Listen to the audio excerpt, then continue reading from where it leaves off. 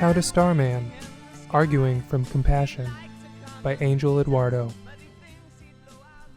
Anyone who has spent time arguing on social media has heard of the straw man fallacy. It's a flaw in argumentation in which a caricature of a point is substituted for the real thing, making it easier to refute.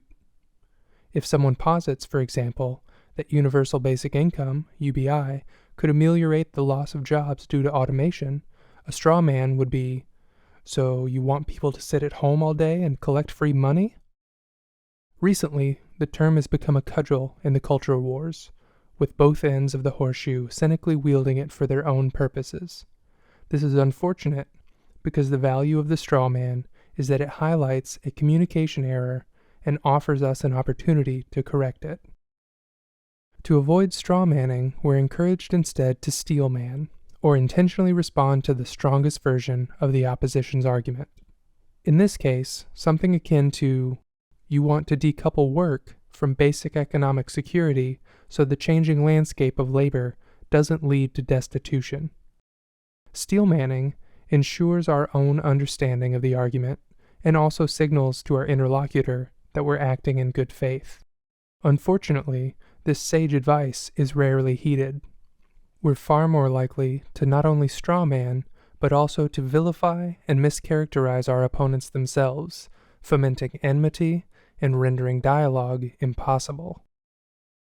A new prescription to correct this more consequential error has been long needed, and in the nascent hours of 2021, something dawned on me.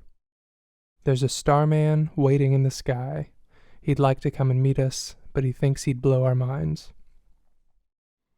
Inspired by Bowie's lyrics, I've adopted the term starman to describe a rhetorical step above the steel man, a kind of platinum rule to improve upon the golden one. To starman is to not only engage with the most charitable version of your opponent's argument, but also with the most charitable version of your opponent by acknowledging their good intentions and your shared desires despite your disagreements. In our UBI example, starmanning would be to amend the steel man with something like, "And you're in favor of this because you think it will help people lead safer, freer, and more fulfilled lives, which we both want." If used properly, starmanning can serve as an inoculant against our venomous discourse and a method for planting disputes on common ground rather than a fault line. No doubt some cynics will bristle at the seeming naivete of calling for civility towards monsters. I understand their skepticism. Many of our beliefs feel more like identities, and to disagree with those is to negate our very existence. The thought of extending charity to those looking to erase us seems masochistic, even suicidal. But this perception of existential threat is an illusion. Yes, there are monsters in the world, but they're so few in number that you're unlikely to actually encounter one.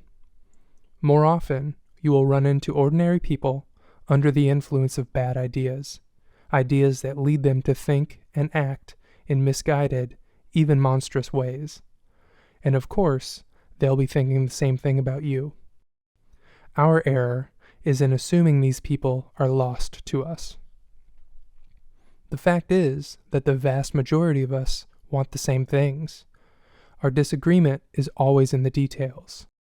To starman is to use this bedrock of commonality as a place from which to build good faith. It's an exercise in compassion, an understanding that we are all products of our circumstances. Different people have different upbringings, educations, beliefs, values, and temperaments, all of which inform their opinions and behaviors. We will often have conflicting ideas about how to move forward in the world, but most of us will agree that we want to move forward. If you doubt this, ask around. I wager you'll be hard-pressed to find someone who wouldn't want a safer, fairer, more just world for everyone if they could get it. In practice, starmanning is about holding this compassionate perspective in mind. We want to frame our approach in our understanding that we're all acting in service of our shared goals. The why and how of people's perspectives are illuminating, And with this newfound guiding light, we can engage them with more nuance and humility. We can now argue in truly good faith because we recognize not only our opponent's arguments, but their humanity. You may be wondering, what about the monsters then?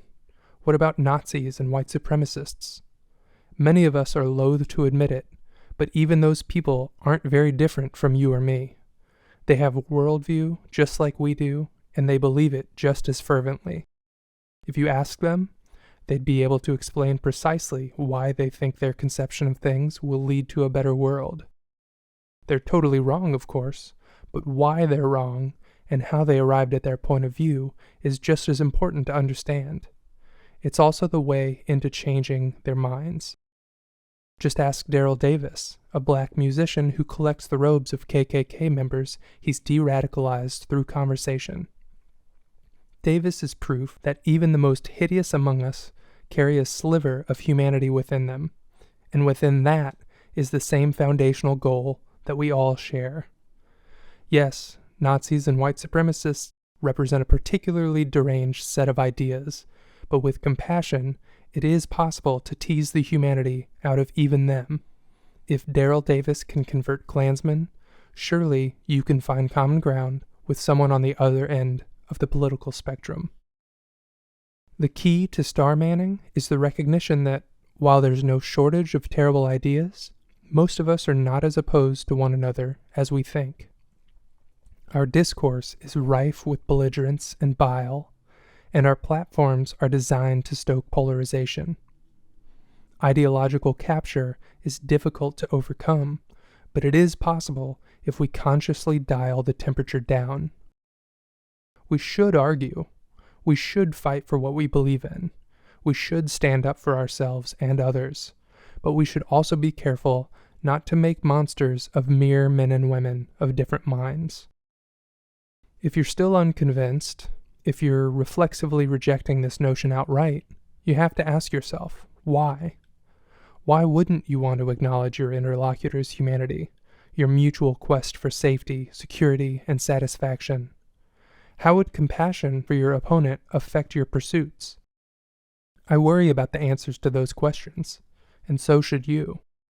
Of course, just because you're acting honorably doesn't mean anyone else will, but someone has to be first on the dance floor. Besides, you never know who might respond in kind until you try. If we're to make any progress, we need to actively foster a culture of good faith and honesty based on the knowledge that we all have the same fundamental desires. It begins with each of us making the choice to see the other as human, flawed, perhaps ignorant, maybe even dangerous, but also human, no matter what they think. It continues by encouraging these exchanges in others and praising star manning when we see it. Many may still think this idea naive, but they're wrong.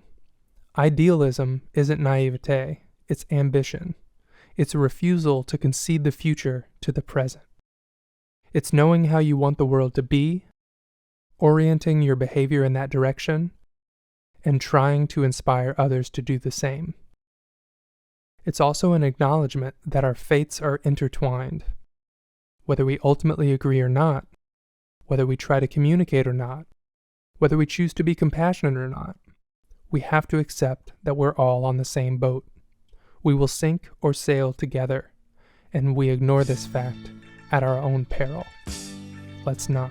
There's a star man waiting in the sky. He's told us not to blow it, because he knows it's all worthwhile.